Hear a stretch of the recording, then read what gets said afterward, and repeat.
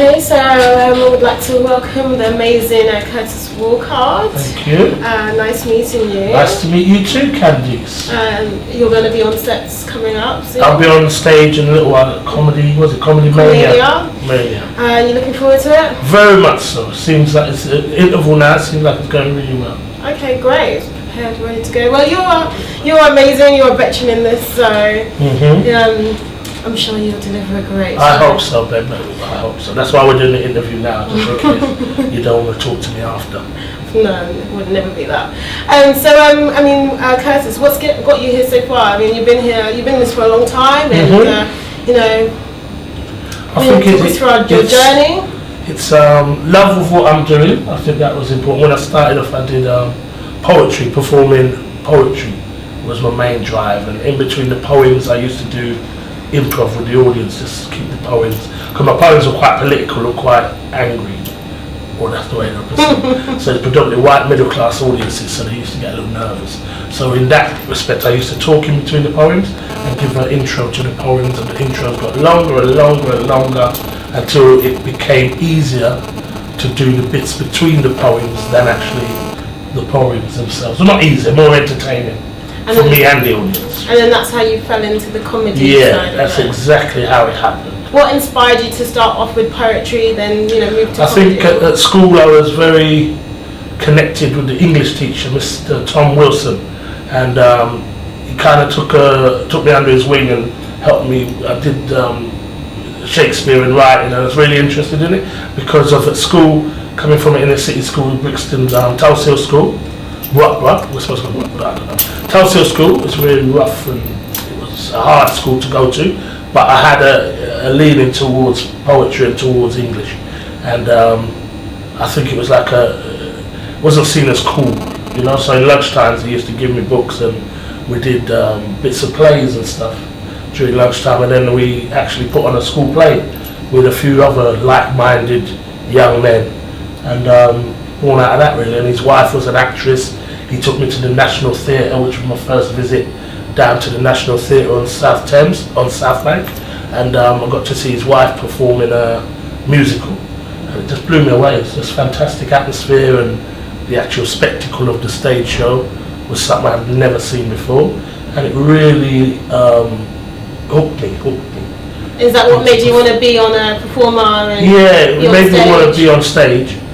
Not sure what I wanted to do on stage. The poetry wasn't something he put me into a competition, a poetry competition for South London, and I went through the regional heats and stuff like that, and I got to perform in the finals in Westminster somewhere. Amazing. And that was all he's doing, and it really did hit a nerve with me, and I really enjoyed being on stage. I felt really comfortable there. Amazing. And it's just been, so that's basically how I got started. So reflecting back on when you first did your first comedy show, how does that feel, and do you still feel the same nerves you do till now? Not the same nerves. Well, similar in terms of... you get nervous, but not the same nerves. But in the first one was Brixton Town Hall. I was in a double act called Curtis and Ishmael, and that was basically because of fear, and I had a friend who was interested in comedy as well, so we wrote sketches together and just did double act. And the first one was at Brixton Town Hall, some bashment dance, not bashment, but in them days, it was a dance with a sound and a mic, and they'd break the music and say, 2 boy 1, do something for you, and give us the mic, and it was the worst experience ever, but it was fun, because he had somebody to share it with in the double act. I think that helped me get back on stage, because maybe if I'd been on my own and suffered that amount of heckling and booing, I might not have got back. So in saying that, obviously when you had your first experience, it wasn't maybe as smooth running as you expected it to be. What would you say you would advise, or tips for others who might want to get into the same? I think if anybody wants to do performing, then just get on stage as many times as you can in the beginning. Just try and get on stage, beg and borrow, because nothing can train you to be in front of an audience other than being in front of an audience. Unfortunately, it's not something you can do at home and then say, I've got it. You'll never get it that way. You have to get on stage and you have to suffer, and I think it's good to suffer and to not go perfect, because it makes you work a bit harder and makes you focus a bit more, because nothing like a boo or a get off Especially when I started with the West Indian community, they're harsh. I don't know if you remember the Apollo show in America. There was a show called Live at the Apollo, and it was that times 1,000. It was boo, get up, boo. It was, you know.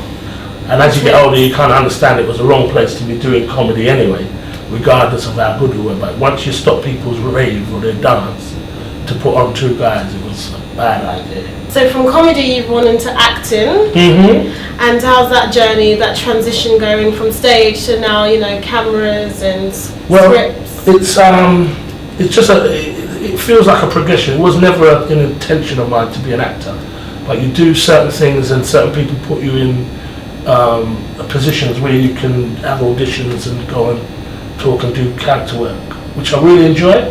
But actors are great, they're really good, and they're so talented, and I've never seen myself as an actor.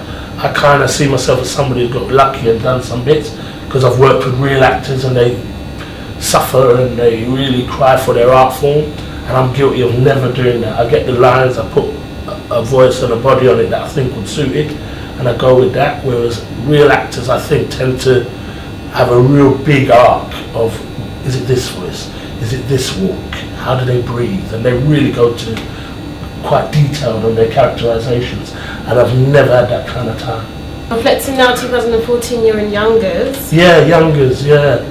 That again was another opportunity that came my way, in that the writer who had me in mind for the character of the uncle in the takeaway shop, Uncle Errol, and he was trying to get hold of me and got hold of me, and it just went from there. But I really enjoy it. I'm reading the script of Youngers because for me, whatever you think about it, it has no violence in it. That was important when you're dealing with shows depicting a lot of black characters or a more urban lifestyle. That's the one thing like my bugbear. I won't get involved in things that are just celebrating the negativity about certain communities and certain areas. I think there's too much of that going on. And I grew up in a place where there was violence and there was stabbings and there were shooting, but there was also a hell of a lot of humour and a hell of a lot of love. And I think that the medium that I'm involved in needs to show the whole sphere of our culture, of that kind of life. And that obviously reflects your contribution to that. Yeah, and the rest of the characters, they're not, all of them are quite sweet, you know, all of them, all the characters, even the ones being bad, there's a goodness about them, you know. It's not just really bleak and hostile, and I really enjoy that about Youngers. I think that is to be commended. Yes. By for E4, I'm just commended. Yeah, it's a great show. I think it is. It does really well, and you know, it's an easy watch for me. I kind of enjoy seeing the characters and, you know, the lives they're living. So, do you have anything else in the pipeline? Just finished recording a piece for Radio 4, which is part of a series. This is the third in the series, called Can't Tell Nathan Caton Nothing. We're just through with Mona Hammond and Nathan Caton, who is also a stand-up comedian, but also a prolific writer. He writes a lot. And I'm in that, and it's in its third series, doing really well. And it comes on Radio 4 in September at 6:30 on a Monday, I think.